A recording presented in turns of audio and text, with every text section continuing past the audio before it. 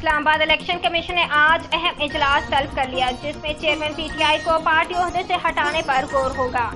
تفصیلات کے مطابق الیکشن کمیشن آف پاکستان نے اہم اجلاس آج 2 بجے طلب کر لیا۔ اجلاس کی سربراہی چیف الیکشن کمشنر سکندر سلطان راجہ کریں گے۔ اجلاس میں عام انتخابات کا معاملہ زیر غور آئے گا اور چیئرمین پی ٹی آئی کو پارٹی عہدے سے ہٹانے پر بھی غور ہوگا۔ اجلاس میں الیکشن کمیشن کے متعلقہ حکام کو شرکت یقینی بنانے کی ہدایات کر دی گئی۔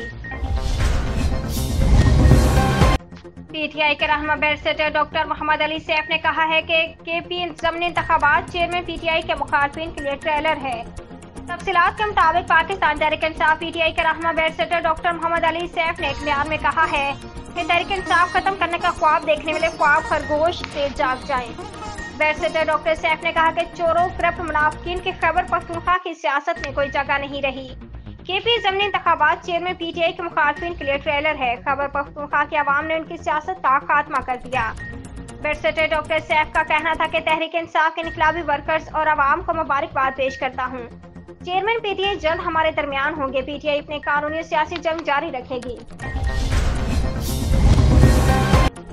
اسلام آباد وفاقی وزیر داخلہ رانا ثناء اللہ کا کہنا ہے کہ نگران وزیر اعظم کے لیے نام شارٹ لسٹ ہو گئے ہیں۔ شارٹ لسٹ ناموں میں حفیظ شیخ کا نام بھی شامل ہے۔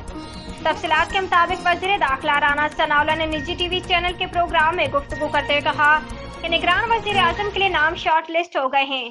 منگل یا بدھ تک نگران وزیر اعظم کے نام کا فیصلہ ہو جائے گا۔ رانا ثناء اللہ کا کہنا تھا کہ ٹیکنوکریٹ یا ماہر معیشت بھی نگران وزیر اعظم ہو سکتا ہے۔ شارٹ لسٹ میں ہونے والوں میں عبدالحفیظ شیخ اور سپریم کورٹ کے ایک ریٹائرڈ جج کا نام شامل ہے۔ تاہم شاہد خاقان اور اسحاق ڈار کے نام شارٹ لسٹ میں شامل نہیں ہیں۔ انتخابات کے حوالے سے انہوں نے کہا کہ عام انتخابات میں تاخیر ہو جائے تو کیا ہو جائے گا۔ حلقہ بندیاں 9 دسمبر تک ہو جانی چاہیے۔ اس کے بعد الیکشن فروری یا مارچ میں ہو تو کوئی مسئلہ نہیں۔ حکومت نے 7ویں مردم شماری کا نوٹیفکیشن جاری کر دیا ہے جس کے مطابق پاکستان کی مجموعی آبادی 24,14,99,431 ہو گئی ہے۔ حکومت نے 7ویں مردم شماری کا نوٹیفکیشن جاری کر دیا ہے جس کے مطابق پاکستان کی مجموعی آبادی 24,14,99,431 ہو گئی ہے۔ شہری آبادی 9,37,50,724 جبکہ دیہی آبادی 14,77,48,707 ہے۔ جاری نوٹیفکیشن کے مطابق پنجاب آبادی کے لحاظ سے سب سے بڑا صوبہ برقرار ہے اور ملک کی مجموعی آبادی کا 50% اس صوبے میں رہتا ہے۔ پنجاب کی آبادی 12,76,88,922 ہو گئی ہے جبکہ سندھ کی آبادی 5,56,147 ہے۔